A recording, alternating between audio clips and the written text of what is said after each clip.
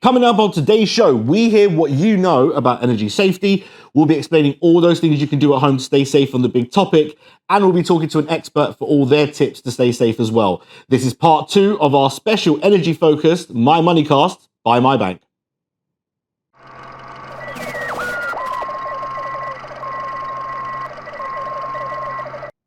Welcome back to the My Moneycast by MyBank. This is our second episode of our 2 energy-focused episodes, sponsored by SGN. SGN are a gas network company who deliver gas to households in southern England and Scotland.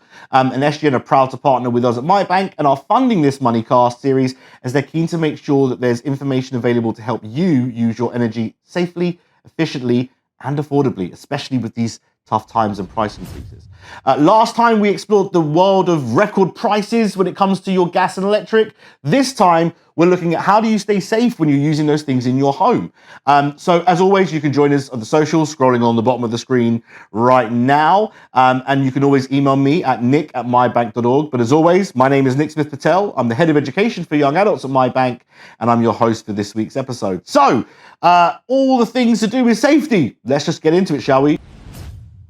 Okay, so you may remember for this 2-episode special, we've replaced our normal news roundup with our What Do You Think section. So this time round, we asked young people on our social media channels, what do you know about fuel and energy safety? Here's what they had to say.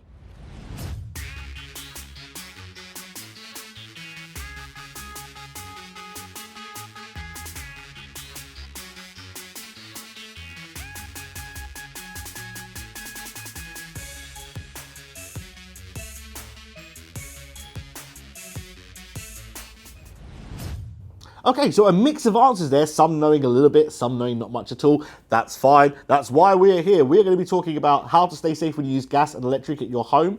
And let's get straight into it now with the big topic.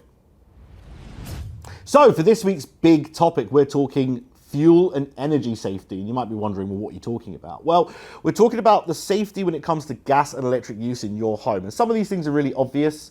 Some of them maybe not be, and some of them are really deadly. So we're going to go through these few simple ways to make sure you're nice and safe in your home, and so you know what to do if there's an emergency as well. So let's start with electrical safety, okay?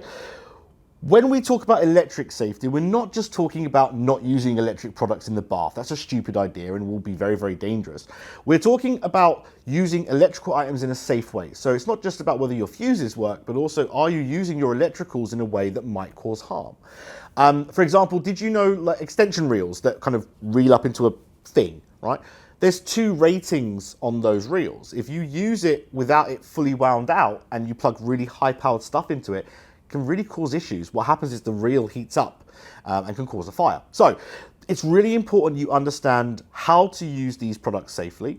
And you know, one of the things that you may have not have thought about is the UK plug, like our plugs that go into the walls.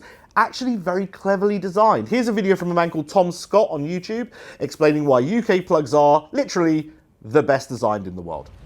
I do believe that the British plug is one of the greatest designs that has ever hit the world.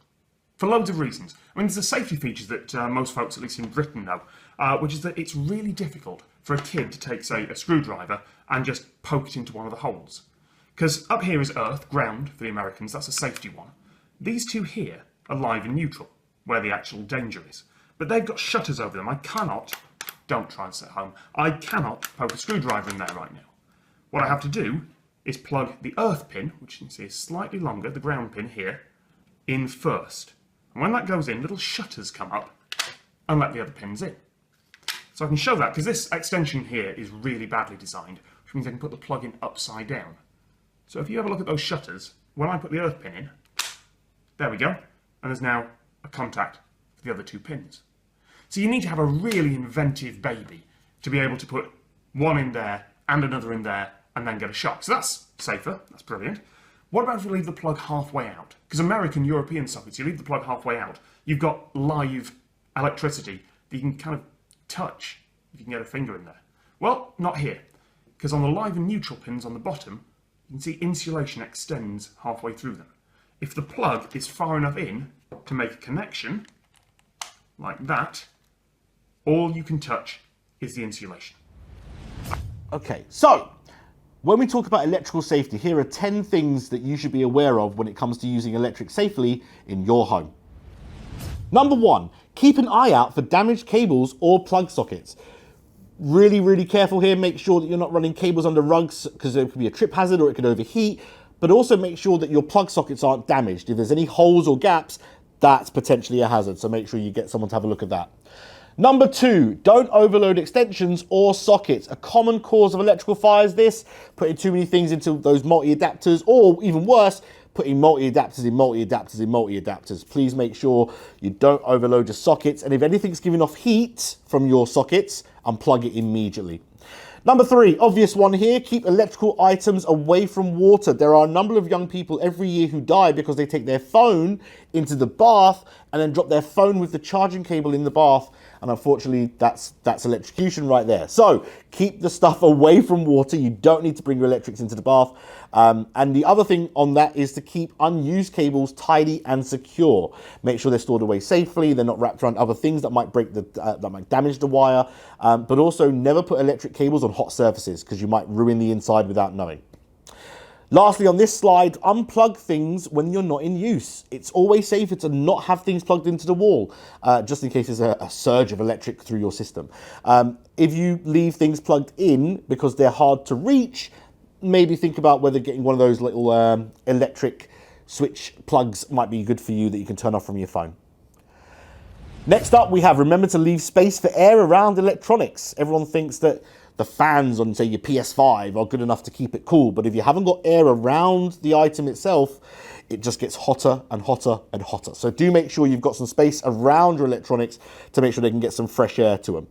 And when you're talking about electronics, keep your fans clean. All that dirt and dust that gets into your fans can easily turn into a small fire. So please make sure you're keeping all that intake fans nice and clean. Think about how you use your heaters. This sounds like common sense, but if you're using heaters near things like curtains or wet clothing, you might be putting yourself at massive, massive risk. Also, be aware about level. If your heater's on a kind of slant, it might tip over, burn your carpet, etc., etc. So just be careful about how you use your heaters and think about your usage of them. Finally, last 2, avoid knockoff goods. This is because you can't always tell how safe something is if it's a fake sent from abroad, for example. So do make sure that you're checking whether things have got the kite mark. I'll show you that in a minute. But make sure that if you know it's a knockoff, you stay far, far away from it as possible. And the last thing is read the instructions. If the manufacturer is telling you how to use an item, that's the stuff you must follow. If something says not for outdoor use, don't take it into the garden. Making sure you follow those instructions is key because not following them could cause you some serious, serious harm. Now, the other thing to say is that if you're in any doubt, ask for help. You've got a fuse box in your property which might trip if there's a problem, which you can easily go and flick the fuse.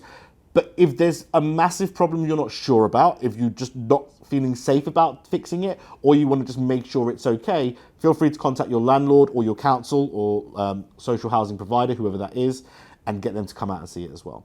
You should have your electrics checked every 5 years, and your landlord should be able to prove to you whether that's been done with a certificate of the check itself. So do ask for that to make sure your property is nice and secure. Now, that's electricity, but when it comes to gas, there's a whole different world. So when we talk about being safe with gas, the first thing that normally comes to mind is gas leaks, right? We can smell gas and we need to turn everything off. If you do smell gas, you need to act quickly. Here's what you need to do in the event of a gas leak.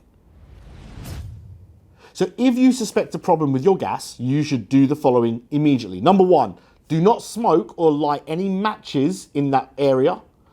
Do not turn any switches on or off. The spark from the switch turning off or on might be enough to ignite the gas if there's a problem, so don't turn off any switches. Open doors and windows to get air into the property, and if it is safe to do so only, turn off the meter at the control handle in the meter cupboard if you know where that is. After you've done all of that and got yourself safe, make sure you get out of the property and call the National Gas Emergency number on 0800 111 999 and follow their instructions. That number is available 24/7, 0800 111 999. So, as we said, you must make sure that you're reporting any gas leaks you smell to the National Gas Helpline. The problem is gas smells like that because they add that smell. It's artificial. But when gas burns and the smell burns off with it, there is another danger that comes about that we need to be aware of when burning gas, and that is carbon monoxide poisoning. So, what is carbon monoxide? Well, carbon monoxide is fumes that are silent, you can't smell them, you can't taste them, and they're made when burning fossil fuels like coal, oil, wood, gas in this case, and it's kind of half combusted, right? So things like boilers, cookers, chimneys, heaters, gas fires, solid fuel burners where you put like a bit of fuel on there and light that, all of these things, if they're faulty or not well maintained, can cause carbon monoxide to enter your property. Now, the problem with that, like we said, is that it's silent and deadly. It can kill people. So we're going to talk about how you can spot the signs of CO poisoning, and to say that 60 people a year die from this, so make sure you have a look at this. Okay, so the most common symptom you'll see if you're suffering from CO poisoning is a tension-type headache, which is a headache that kind of sits behind your eyes at the front of your head. But other symptoms might include dizziness, feeling and being sick, tiredness and confusion, stomach pain, shortness of breath, and some difficulty breathing. The symptoms of exposure to low levels of carbon monoxide can be similar to food poisoning or the flu, but unlike the flu, CO poisoning doesn't cause you to get a high temperature. So, what should you do if you suspect you might be feeling the effects of carbon monoxide poisoning? First of all, stop using all appliances. Switch them all off, open all your doors and windows, and try and get as much air in the property as possible. Second of all, evacuate the property immediately. Stay calm, avoid raising your heart rate because that can make matters worse, and call the gas emergency number 0800 111 999 to report the incident. Or call the health and safety executive gas safety advice line on 0800 300 363. Don't go back into the property. Wait until someone tells you it's all clear from the emergency services, and always seek immediate medical help. You may not realize how much you've been affected by your exposure, and being out in the fresh air won't do any good. It doesn't fix everything just by breathing fresh air. So if you are suffering from carbon monoxide poisoning, a medical professional should check you out just to make sure you're okay. And remember, CO poisoning is an issue anywhere where you're burning fossil fuels. So we talk about being at home, but actually if you're going camping and you're in a tent and that tent is not very well ventilated and you're using solid fuel burners in your tent, there is a chance that that can also cause the same carbon monoxide buildup. So do be careful about this. It's not just your home. Anywhere that you're in an enclosed space and you're burning things, bear that in mind. One thing to say is that you might be able to get yourself one of these. This is a free carbon monoxide alarm that I obtained from my gas provider. And the idea is that this sits on my desk, and if there's ever a carbon monoxide leak in the property, it will go off, kind of like this. There you go.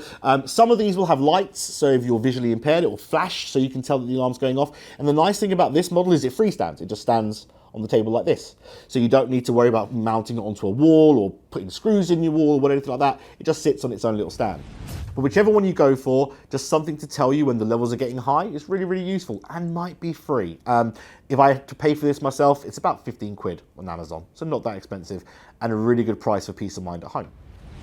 So you might remember us talking about the PSR on the last show. Last time we were talking about it in relation to keeping your costs down and trying to get some help with your arrears.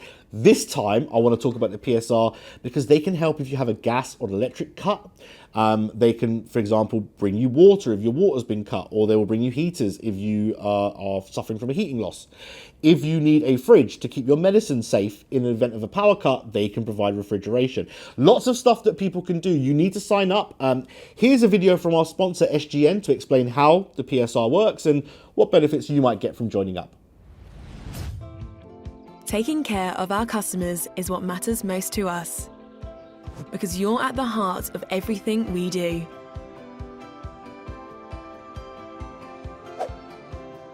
We understand that our services are your lifelines, and when it comes to managing your electricity, gas, and water, there are times when a little extra help can make all the difference to you. That's why electricity, gas, and water companies have come together to make the Priority Services Register even easier to use, giving you extra support when you need it most.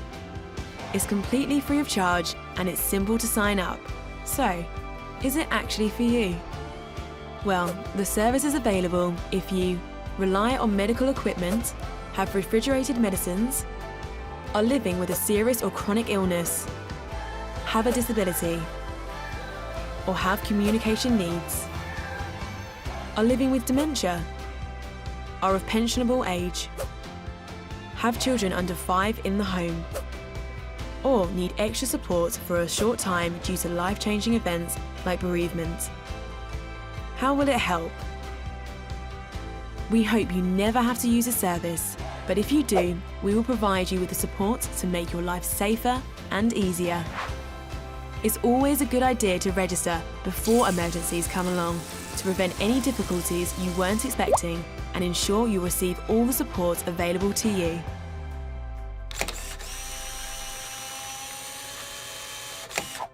Once you've signed up, you will be told about any work we may be doing nearby which may interrupt your supply. We will get in touch and help you work out what to do to stay safe, giving you peace of mind.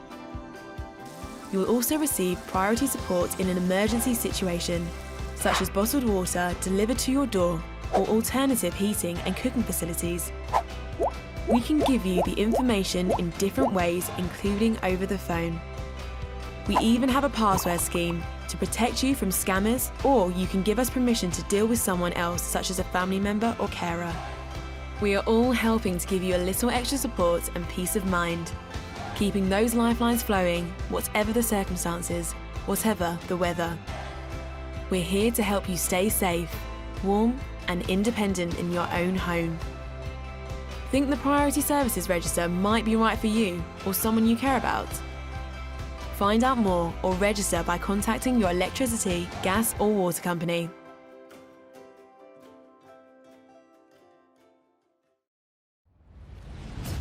So it's basically just a list of people that might get extra help if something bad happens. It's really a no-brainer. May as well sign up. You can do that again by contacting your gas, electric or water company.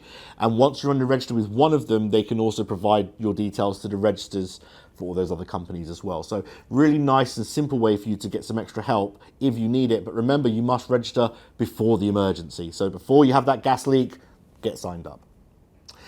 In fact, for our real talk today, we're going to be talking to Luke from SGN, who is a first call responder who deals with some of the issues that we've been talking about on a daily basis. We sent some questions to Luke, and here is what he had to say. Right, okay, let's go. First one. Luke, you're a first call operative for SGN. Can you explain a little bit about what that means? So being a first call operative for SGN, I respond to emergency calls. This can be of various types of jobs, from gas leak, carbon monoxide, poor pressure or meter faults. My job is to establish the issue and make safe where possible. So sometimes, unfortunately, this means isolating gas supplies, isolating appliances. But with this, we don't just leave the customer without appliances. We have got other referral schemes we can submit through our energy advice, fire and rescue, home safe and well visits, and carbon monoxide alarms that we can post out. Carbon monoxides, we deal with them sort of day-to-day jobs. This could be ranging from an active CO alarm, suspected CO. This could be due to signs and symptoms. CO's a silent killer. You can't see it, taste it, smell it, or feel it. So it's important that we get a call and we respond to it pretty quick. Yeah, so the typical symptoms of carbon monoxide would be headaches, nausea, dizziness, breathlessness, collapse, or loss of consciousness. The other things that you do need to look out with CO is around appliances, so looking to see if there's any sooting at the appliance, or if the flame is yellow, floppy, candle-like.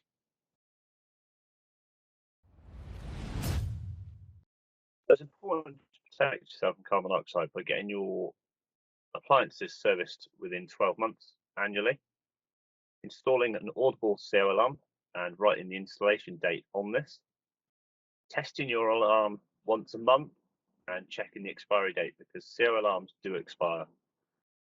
If you see any signs or have any symptoms of CO, it will be important for you to get this checked out. People suspect carbon monoxide, they should call the National Gas Emergency Line on 0800 111 999. With this call, they'll then get advice on what to do next. This will be including turning off your gas supply. This can be done at the emergency control handle at your gas meter, opening windows and doors if safe to do so. Okay, so to wrap up this episode, my 3 top tips for you when thinking about energy safety. Number 1, if you can, get yourself one of these carbon monoxide alarms. Very, very cheap on Amazon, but you can also get them hopefully free from your gas provider. Hit them up. Number 2, if you have a gas supply, make sure that you've seen your gas safety certificate, and don't forget electrical, it's every 5 years. Gas every 1. And lastly, if in doubt, shout. Don't wait to report an electrical fault or a gas leak. If you think there's a problem, speak up sooner rather than later, and that might stop the problem getting worse than it already is. So that's our top 3 tips, and that's it for today's show. Thanks for joining us for our 2 special energy-focused episodes. And again, thanks to SGN for making these episodes possible. Don't forget you can find out more about how to manage your money and more stuff about finance and living independently at our young persons page, www.mybank.org/YP. You can always get a hold of me the same way as always, nick@mybank.org, or via any of our social media channels, which you can see scrolling along the bottom of the screen now. But as always, my name is Nick Smith Patel. I've been your host for this episode of My Moneycast. Hope to see you in the future soon. Take care. Bye-bye.